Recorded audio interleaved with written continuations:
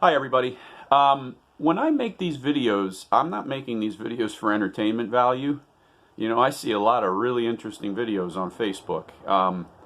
When I was in the fishing TV industry, if you will, I was making videos. You know, our fishing videos, we'd produce anywhere from 10 to 13 full shows a year, and we'd have all these other little videos on the side, and they were entertainment for entertainment purposes. Obviously, it was what I do. It was my business. But there were a lot of tips and there were a lot of things, and I had the ability to teach people how to catch river smallmouth bass, say for instance, and we would make videos, and I would provide information. These videos that I'm making today are providing information. There isn't a whole lot of entertainment value. So if you're seeking entertainment, you're not sitting down to watch one of Blaine's videos saying, you know what, I don't have anything better to do today. I think I'd just like to be entertained. That's not why we're here, okay? That out of the way. When I was on the river every day, I used to see a lot of really cool things. And one of the things I took notice of over the 13 years I was out there was the difference between the osprey and the eagle. Now, I saw a lot of osprey, I saw a lot of eagles, and I don't know if people are aware of this, but the osprey is a much better fisher bird than the bald eagle is. And there are a lot more bald eagles in this region now than there were 25 and 50 years ago. What would typically happen is I would watch these osprey, and they would come down into the river, and they would make one heck of a splash. They'd come up with a fish, and they would fly, and out of nowhere, a bald eagle would come from, I don't know, a mile, 2 miles, miles away. I'm not sure how far they can actually see. But they're opportunistic, and they would wait for the better fisher bird to get the fish, and then they would come in on the osprey, and they would get close enough, and the osprey, being a rather shy bird, would drop the fish. The eagle would take the fish from the osprey. I thought, well, that's interesting.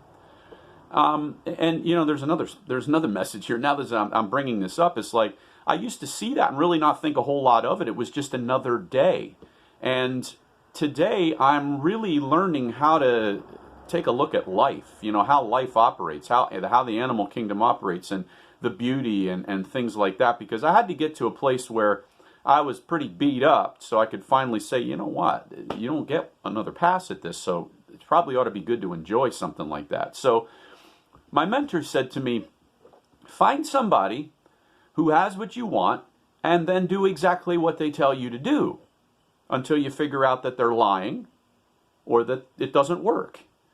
And I thought about this idea between the osprey and the eagle. The eagle was opportunistic. So find somebody that has what you want. You see, the first thing you have to do is you have to know what you want. You have to know what you want. I have very defined goals today. They're lofty goals.